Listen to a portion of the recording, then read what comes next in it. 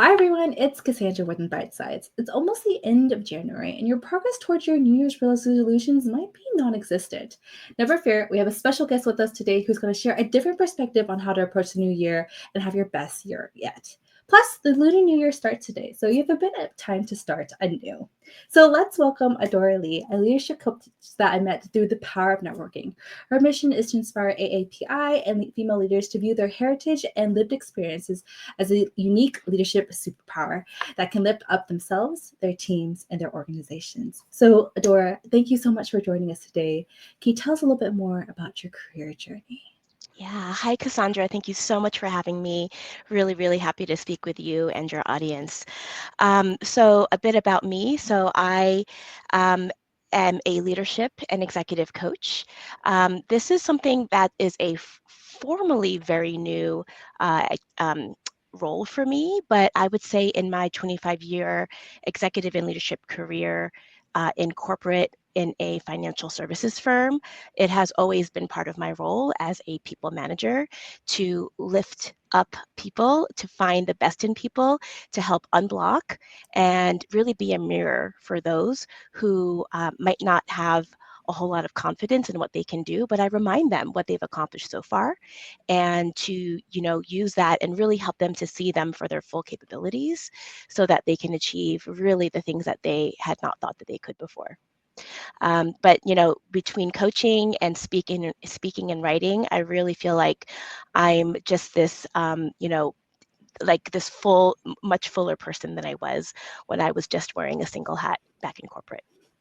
All right. Well, thank you so much for sharing. And I'm sure our listeners look forward to listening to things that you'll share today. So, with the new year, there comes a lot of expectation and change. How can we tune out all that noise and know that what we and figure out what we should truly focus on? Yeah, great question. Especially, this is the perfect question for this time of year, right?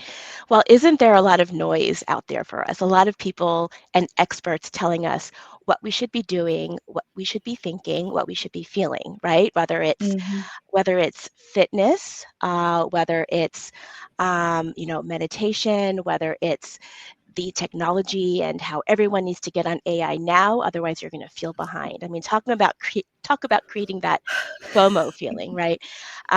So there are valid statements in each one of those areas, but really, like, what is it that's true for you? And it really comes down to doing your own self-assessment. And really, like, in order to do a good self-assessment, you got to know yourself well, right? So you have to know who you are and who you want to grow into. What are the areas that you want to be known for, right? And this plays into your personal and your professional branding as well. Some big categories to consider when doing a personal assessment is health and well-being, your relationships, both professional and personal, your career and purpose, of course. It might include things like your finances, your financial health. How are you doing there? And even your personal growth, right? Like, if no one paid you to spend your time doing something, what is it that you would want to do, right? Those are like what we call passion, right? Things that we would do Mm-hmm. not because someone told us, not because someone's giving us money to do it, but because we have true curiosity and true interest there. So how are you doing in that area, right? And then how is your lifestyle and your energy supporting or maybe taking away from those areas?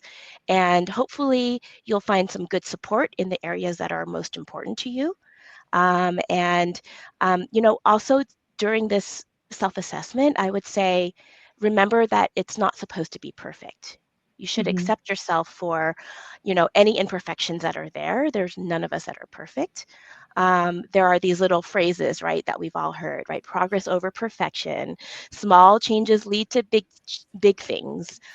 Be comfortable with the unknowns, right? I mean, these are all common phrases that we hear because there's truth in that too, right?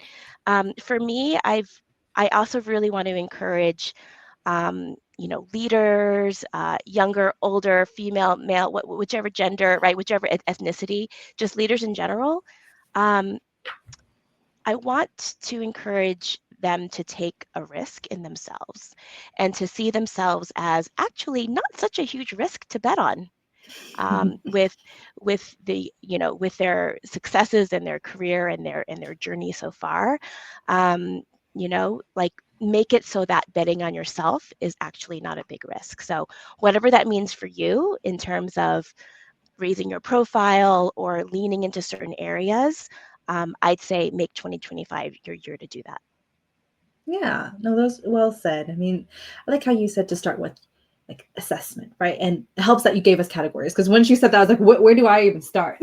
Like, I'm like, which areas of my life do I need to examine and so forth. But thank you for sharing that. There's different areas, and and then I think I like what you said, like, gotta take a risk on yourself a little bit. But it's kind of scary because with all this news and things that you hear, they're like, oh, you have to be this brand new person and this new year, and you're just like, well, what, how many days have passed? 29 days have passed, and I don't feel like I'm a new person. So I know. And then what can we tell our folks, and what are some ways that we can identify as an existing strength or a hidden talent that we can use to our advantage and not be so afraid to take that risk? Yeah, yeah. Well, I'll say for sure, maybe I'll state the obvious, right? Which is everyone should be themselves, right? Everyone else is already taken. Like I can't just the amount of energy and pain it would be somebody else. It's just like that makes it not worth it, right? Mm, We were each created in a unique and special way, and and I truly believe that we come together like a puzzle, right? Like you and I have met in such a neat way, and we've hit it off. We've had these neat conversations, and we've connected in a way. And like that only happened because I said I reached out to someone to mm, network, and because of your past career, you said yes to something that got you to where you are now, running this cool podcast. And so just like our journeys and coming together. Is it's just because we were ourselves and we went with our gut with something, right? It mhm, doesn't mean we have to say yes to everything, but it means that we need to be aware of what excites us and to be willing to lean into those things, even if it might not make sense in the moment where it mhm, leads us. Especially in hindsight, we can see that it really makes sense. I truly believe that everyone is an expert at something. Now, I don't know how many of in your audience might not believe that about themselves, but I believe it for them, right? I would say in thinking about what is it that you're an expert at, again, just looking at your natural self, right? What has your professional background been? What are the patterns of things that your friends go to you for advice? Right? They go to you for advice on those things because they see you as an expert. You at least have more experience in those areas than they do when they're seeking your wisdom. Um, Maybe it's something that you figured out for yourself and can help others, right? Maybe it's your hobby. What do you research and what do you want to learn just because you want to, like we talked about earlier, your passions. So I think in these different categories, if each person thinks about those, I know you're going to come up with things that you are excited about or you are known for, whether professionally or personally amongst your friends. Those are probably the things you're an expert at. And so how can you lean into those things in the new year, right? Like new year, new you. It's as you said, new year, same you, right? But maybe a better you, or maybe a more self-discovered you, because you have thought about like what am I about, right? What is my brand to my friends? Am I the reliable one? Am I the fun one, the spontaneous one at work? Do you normally get called upon to come up with the agenda for an all-day meeting?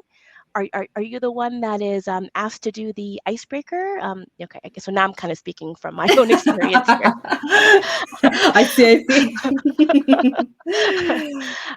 But yeah, I mean, you certainly, like why would you want to be a different you? Now I would say if you could take those areas that you have energy in, and you can apply, like for example, like maybe this is a good example here because I just talked about a self-assessment, right? Where you Mhm, can just baseline where you think you were in 2024, where you want to be in 2025. I actually took that framework, took that need to like, yep, everyone's going to be doing goals and doing some self-reflection in 2025, I came up with a free downloadable framework worksheet where I actually provide AI prompts and not just one time, but a few times to refine, based on your self-assessment, where might be the areas where there's a big gap between where you want to be in 2025 at the end and where you are now.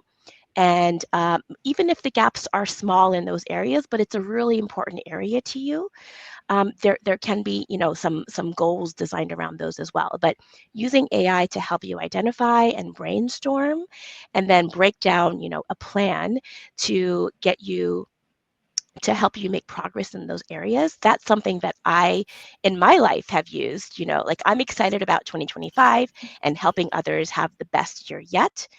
I know AI is out there. I've been playing with it for some time. How can I bring these two things together? So I myself, in my journey in December, have created this worksheet available to your listeners. And just as an example of a way that you don't have to be a new you, but you can take all the different parts of you and find connection. Yeah, so that's how I feel, that everyone's an expert at something. Lean into those areas, and I have an example of how I did that for myself. Awesome. Thanks so much, Adora. I mean, that's so well said. It's like we have to remind ourselves to be ourselves and, as you said, be the best. Like maybe your goal is to self-discover a little bit more about yourself, and you have tons of tools and you provide tons of tips already on this call on what our listeners can do. So, just take a pause, take a look, run a self-assessment on different areas of life, or maybe start with your friends. You're like, what do you come to me for? And they might be able to list something out for you.